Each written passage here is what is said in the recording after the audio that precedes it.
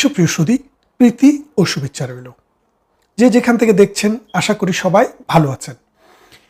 আপনারা বাংলাদেশের বিশেষ করে ঢাকা, চিটাগং, রাজশাহী, খুলনার মতো যে বড় বড় শহরগুলো, এই শহরগুলোতে আপনারা যদি একটু লক্ষ্য করেন তাহলে আপনারা দেখবেন এক ধরনের কালো পতাকা নিয়ে, যেটার মধ্যে আবার কিছু কিছু সাদা পতাকা নিয়ে, যেটার মধ্যে লা ইলাহা ইল্লাল্লাহু মুহাম্মাদুর রাসূলুল্লাহ নামে স্লোগান লিখে, কলেমা লিখে তারা মার্চ করছে, বিভিন্ন জায়গায় অনুসরণ করছে, বিভিন্ন জায়গায় সংগ্রাম আন্দোলন করছে।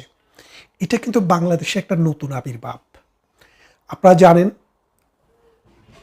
মধ্যপ্রাচ্যে যখন আইএস জঙ্গি বাহিনীর উৎপত্তি হয়, আফগানিস্তানে যখন তালেবান জঙ্গিদের উৎপত্তি হয়, আফগানিস্তান বেশ যখন আল কায়দা জঙ্গি গোষ্ঠীর উদ্ভব হয়, ওই আফ্রিকার নাইজেরিয়াতে যখন বোকা হারাম এবং আল শাবাব জঙ্গি গোষ্ঠী যখন উদ্ভব হয়, তারা কিন্তু এই রকম পতাকা নিয়ে রাষ্ট্রের ভিতরে মহড়া দিত এবং তাদের যে কথা সেটা তারা এই ভাষায় তারা প্রকাশ করত।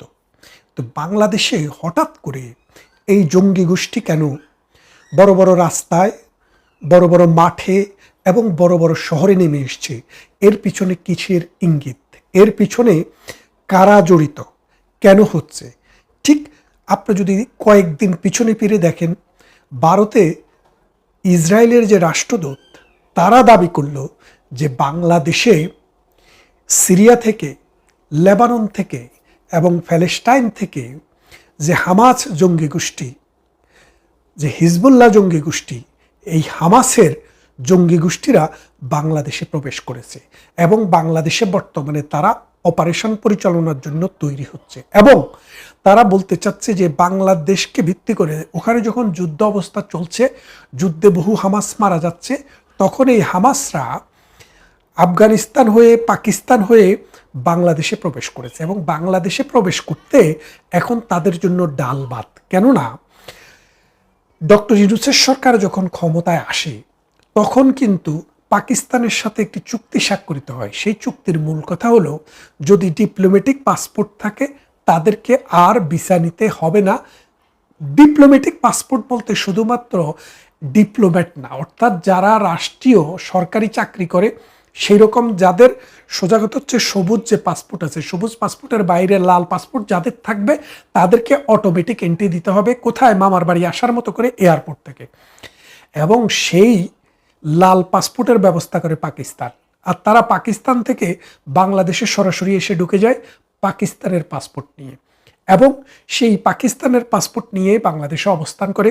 এই রকম তথ্যই কিন্তু দিয়েছিল এই ইসরায়েলের রাষ্ট্রদূত। কথাটি কি মিথ্যে নাকি সত্য সেটা আপনারা একটু যাচাই করবেন। কিন্তু আমাদের মাঠ, আমাদের ঘাট, আমাদের যে বাজার, আমাদের যে ময়দান, আমাদের বড় বড় নগর বন্দর আজকে প্লাবিত হয়ে যাচ্ছে সেই জঙ্গি গোষ্ঠীর স্লোগানে। বাংলাদেশ 1971 সালে স্বাধীন হয়েছিল একটি অসাম্প্রদায়িক চেতনা নিয়ে। ধর্ম যার যার, রাষ্ট্র সবার। হিন্দু, বৌদ্ধ, খ্রিস্টান এবং মুসলমান এক কাতারে কাঁধে কাঁধ মিলিয়ে যুদ্ধ করে 30 লক্ষ মানুষের রক্তের বিনিময়ে 2.5 লক্ষ নারীর ইজ্জত এবং 1 কোটি মানুষের দেশান্তর এবং অসংখ্য মানুষের, অগণিত মানুষের ত্যাগ তিতিক্ষার বিনিময়ে যে দেশটি স্বাধীন হয়েছে, সেই স্বাধীনতাকে এই জঙ্গি গোষ্ঠী স্বাধীনতা বলে বিশ্বাস করে না। তারা এখনো মনে করে 47 ছিল তাদের স্বাধীনতা, কারণ তাদের ধর্মভিত্তিক রাষ্ট্রের বীজ বপিত হয়েছিল 47 সালে। তাই তারা আবার 47-এ ফিরে যেতে চায়। তারা আবার এটাকে একটা জঙ্গি ভিত্তিক রাষ্ট্র তৈরি করতে চায়। এখন ক্ষমতায় যারা আছে তারা আজকে এই জঙ্গিবাদের কেউ না বলে তারা নিজেদেরকে দাবি করতে চায়। কিন্তু জঙ্গিবাদের উত্থান, জঙ্গিবাদের জন্ম এবং বিকাশ তাদের হাতেই হয়েছে। কাদের হাতে? বিএনপির হাতে। 1981 সালে আগে বাংলাদেশে জিয়াউর রহমানের দল ক্ষমতায় ছিলেন। জিয়াউর রহমানের দল ক্ষমতায় থাকা অবস্থায় যে যুদ্ধবিরোধী শক্তি রাজনীতিতে যারা নিষিদ্ধ ছিল, অর্থাৎ বাংলাদেশে যুদ্ধ অপরাধী বলে নয়, বাংলাদেশে ধর্মের ভিত্তিতে কোনো রাজনীতি হবে না, রাজনীতি হবে সমাজভিত্তিক, মানুষভিত্তিক, নৈতিকতা, নীতি, আদর্শ ভিত্তিক, সেটা ধর্মের ভিত্তিক না। সেই জন্য বাংলাদেশের কনস্টিটিউশনে ধর্মভিত্তিক রাজনীতিকে নিষিদ্ধ করা হয়েছিল। বিএনপি এসে সেই ধর্মভিত্তিক রাজনীতিটাকে আবার চালু করে এই জামাতে ইসলামীকে বাংলাদেশে রাজনীতি করার সুযোগ করে দেয়। এবং তার সাথে সাথে আনসারুল্লাহ বাংলা টিম, হিজবুত তাহেরি, অমুক তমক এরকম নামে বহু বেনামে বহু দোকান খুলে এই মৌলবাদী গোষ্ঠী রাজনীতি শুরু করে। পরবর্তীতে খালেদা জিয়ার সময়ে বাংলাদেশে গোলাম আজমকে এই দেশে আসার ব্যবস্থা করে দেয়, মানে থাকার ব্যবস্থা করে দেয়। আপনারা জানেন সুপ্রিম কোর্টের একটি জাজমেন্ট দিয়ে এই গোলাম আজমকে বাংলাদেশে পাকাপোক্তভাবে থাকার ব্যবস্থা করে দেয়। খেয়াল করে দেখেন, বাংলাদেশের রাজনীতিতে, বাংলাদেশের ইতিহাসে যারা ঘৃণিত অপরাধী, অর্থাৎ রাষ্ট্রের জন্মের সাথে যাদের সম্পর্ক নাই, রাষ্ট্রের জন্মের সাথে যাদের শত্রুতার সম্পর্ক, সেই শত্রু বাহিনীকে বাংলাদেশে বিএনপি আনে। এখন প্রশ্নটা হচ্ছে, বাংলাদেশের বন্ধু কারা ছিল? বন্ধু ছিল ভারত।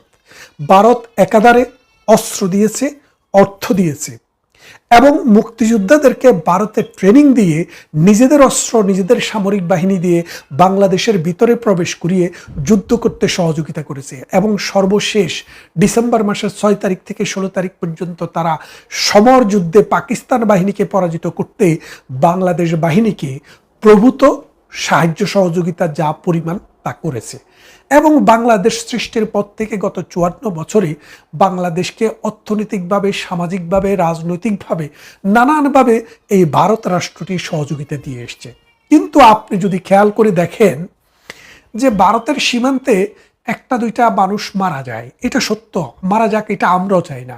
এটার জন্য কিন্তু বাইতুল মোকাররমে, ঢাকায়, চিটাগংয়ে, রাজশাহীতে, মসজিদে কোনায় কোনায় মোল্লারা কালো পতাকা উঠিয়ে কিন্তু আন্দোলন সংগ্রাম করে। কিন্তু গত এই 18 মাস বা 2 বছর সময়, অর্থাৎ ডক্টর ইউনূস ক্ষমতায় আসার পর থেকে আজকে পর্যন্ত সময়ে আপনি যদি দেখেন যে মাদ্রাসায় বলাৎকার করে কত শিশুকে ধর্ষণ, নির্যাতন, অত্যাচার করা হয়েছে, কত শিশুকে হত্যা করা হয়েছে, এই পর্যন্ত এই মৌলবাদী গোষ্ঠী একটি মিছিলও করেনি, একটি প্রতিবাদও করেনি।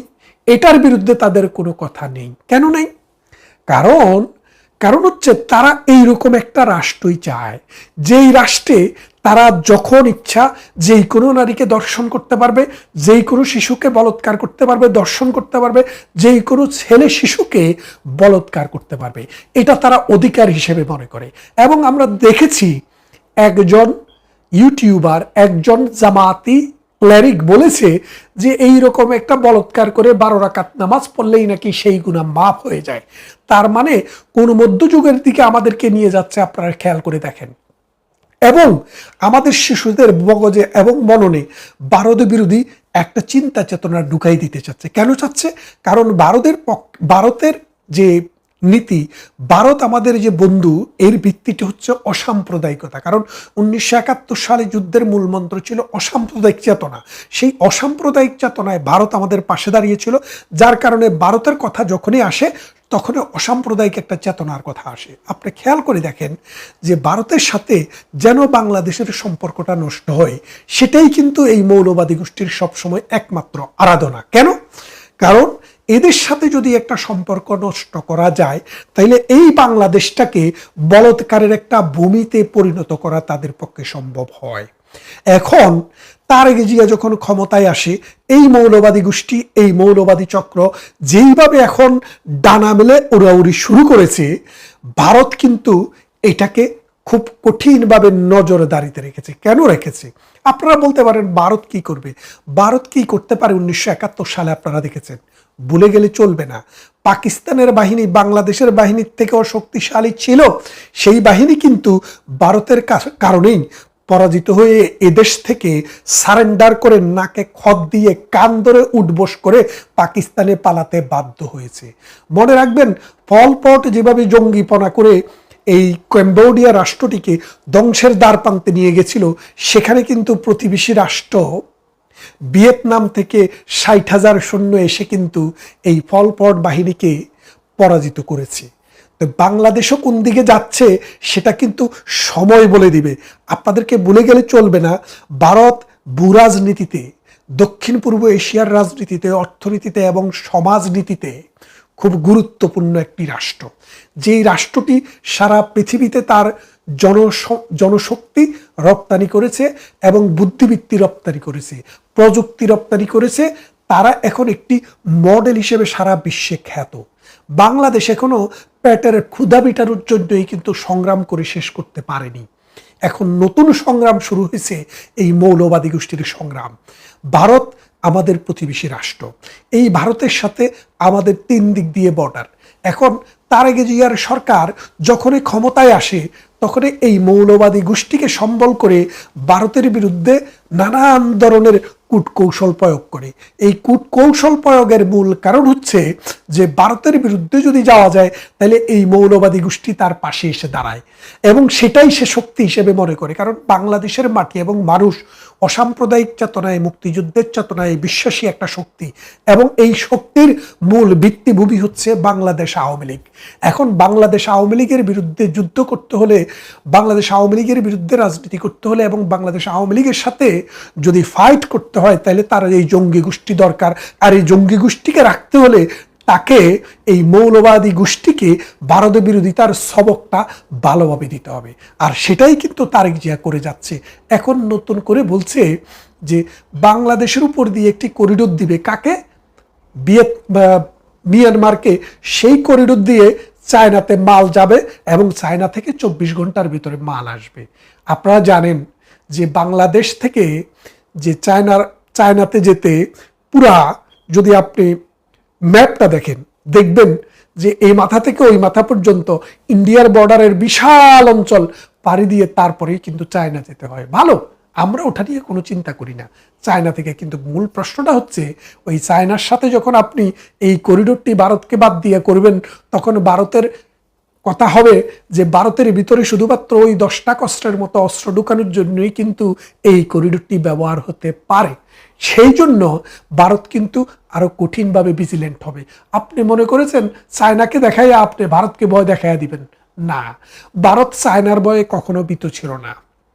দালাই লামাকে ভারত কিন্তু নিজের রাষ্ট্রে বহু বছর এখন পর্যন্ত তাকে আশ্রয় দিয়ে রেখেছে। কেন দিয়ে রেখেছে?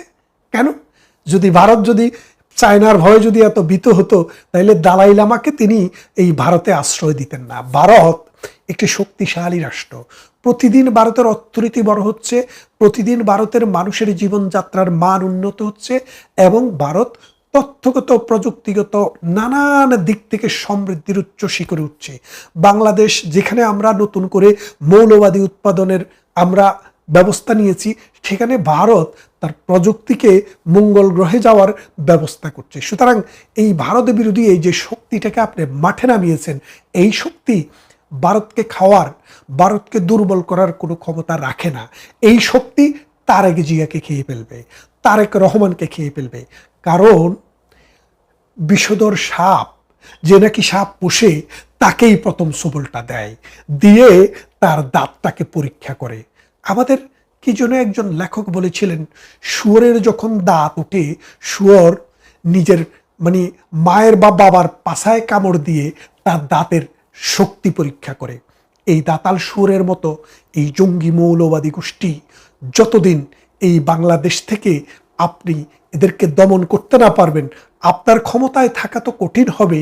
এই বাংলাদেশের ভৌগোলিক অখণ্ডতা বজায় রেখে, সার্বভৌমত্ব বজায় রেখে মানুষের জীবনমান উন্নত করে এই দেশকে পরিচালনা করাও সম্ভব হবে না। এখন এই ভারত বিরোধী মৌলবাদী গোষ্ঠী ভারতের কালচারাল সেন্টার পুড়িয়ে দিয়েছিল, ওই প্রথম আলোতে জিয়াফত করেছিল, প্রথম আলোকে পুড়িয়ে দিয়েছিল। আওয়ামী লীগের 32 নম্বরও তাদের ভূমিকা ছিল এবং বাংলাদেশে যত মূর্তি ছিল এগুলা ভাঙাতে এবং মাজার ছিল সেগুলা ভাঙাতে তাদের ইন্ধন ছিল। রাষ্ট্র কোনো ব্যবস্থা নিতে পারেনি। এই রাষ্ট্রকে তারা বৃদ্ধাঙ্গুলি দেখাচ্ছে। এখন রাষ্ট্র যদি দাঁড়াতে না পারে নিজের পায়ে, শুধু ভারত বিরোধিতা দিয়ে তারেক রহমানের সরকার এই দেশকে শাসন করতে পারবে না। তাই এই দেশকে বাঁচাতে হলে, সরকার টিকে থাকতে হলে এই সমাজকে রক্ষা করতে হলে, অসাম্প্রদায়িক চেতনা, মানবিক মূল্যবোধকে জাগ্রত করতে হলে এই দর্শনকারী, এই বলৎকারকারী, এই আয়ামে জাহেলিতের যুগে, ওই লূত আলাইসাল্লামের যুগের এই কুফরদেরকে রুখতে হবে সবাই মিলে, বুদ্ধিবৃত্তি দিয়ে, সংস্কৃতি দিয়ে, আমাদের ইতিহাস, ঐতিহ্য এবং সাহিত্য দিয়ে। তা না হলে আপনি বিএনপি করেন এই কথা বলে বলে যত লজেন্সে আপনি শুশুন না কেন, টুডে অর টুমোরো আমাদের কাতারে আপনাকেও আসতে হবে।